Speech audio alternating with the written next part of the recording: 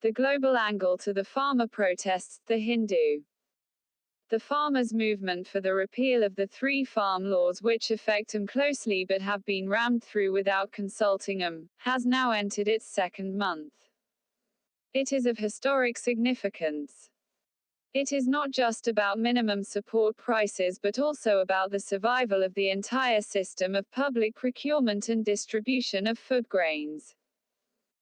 Without ensuring the economic viability of food grains production in North India, the grain basket of the country, no continuity can be ensured for the public procurement and distribution system, which, despite its drawbacks, continues to provide a modicum of food security to vast numbers of our population. Recreation of colonial times.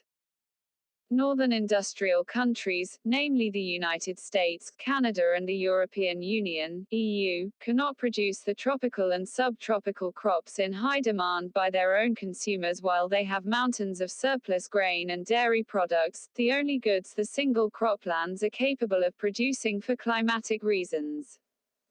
They must find export markets for these.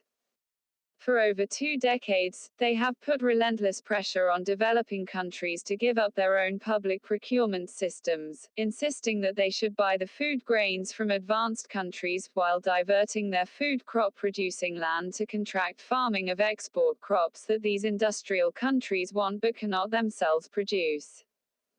In short, they want a recreation of the economic scenario of the colonial period. Dozens of developing countries, ranging from the Philippines in the mid-1990s to Botswana, Africa, a decade later, succumbed to this pressure. They paid the price when, with rapid diversion of grain to ethanol production in the US and the EU, world grain prices trebled in a matter of months from N2007. 37 newly import-dependent countries saw food riots, with urban populations being pushed into greater poverty. Food security for the developing world is far too important a matter to be left to the global market, but the relentless attack on the public stocking of grain for ensuring food security continues. India had barely managed to pull back from the brink a decade ago. Procurement prices were raised substantially after virtually stagnating during the 6 years preceding the 2008 price spike, and grain output in Punjab grew again from near stagnant levels as economic viability improved. But absorption of food grains did not improve as much owing to continued exclusion of many of the actually poor from below poverty line ration cards, while unemployment caused by the 2016 demonetization followed by the 2020 pandemic has reduced aggregate demand by now to a historic low. A case of unfair trade. Our farmers have been exposed for no rhyme or reason to unfair trade, and to the volatility of global prices that has plunged them into unrepayable debt and distress. In one village in Punjab, there were as many as 59 widows of farmers forced into suicide. Trade with the North is unfair, because the advanced countries in the mid-1990s converted their own price support measures to massive subsidies given as direct cash transfers to their own farmers, transfers that in a blatantly self-serving manner they wrote into the agreement on agriculture as not subject to reduction commitments. India, along with other developing countries, signed the agreement with very little idea of the implications of the small print. For the US, the direct cash transfers it gives to its 2.02 million farmers, amounting to a huge half or more of its annual farm output value, uses up only 1% of its budget.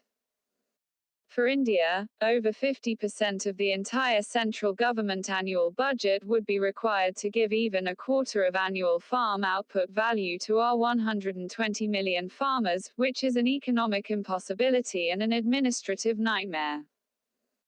It's about a reasonable price.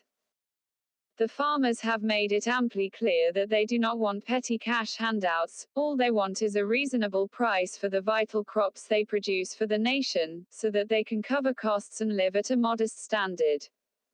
In Indian circumstances, the price support system is in fact the only feasible one. While depletion of groundwater in Punjab is a real problem, the solution lies in introducing improved agronomic practices such as the system of rice intensification, which economizes water, not in reducing rice production. One does not cut off one's head because of a headache. It is precisely the support prices for crops that had been deliberately put by advanced countries under completely arbitrary and absurd computation rules in the Agreement on Agriculture.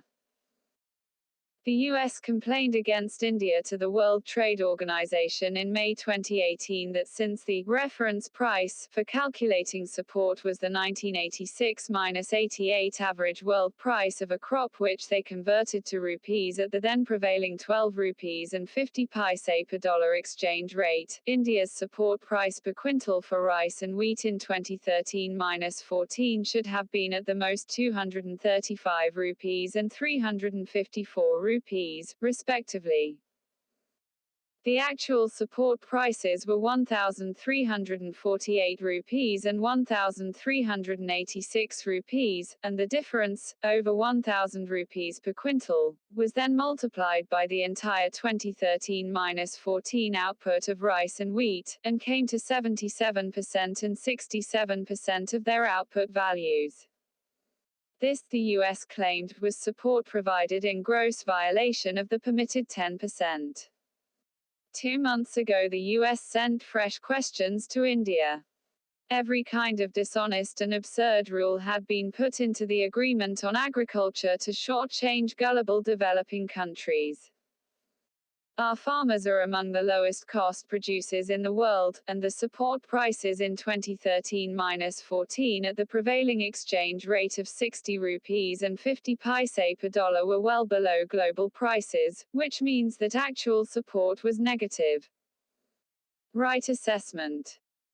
Current compression of global demand means that wheat and rice prices are at historic lows, advanced country farm subsidies are at historic highs, and the desperation to dump the grain on our markets has intensified.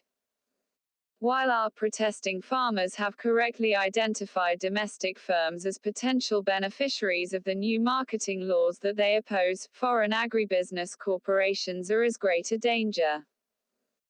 Farmers have already experienced contract farming with foreign agribusinesses in Punjab and Haryana.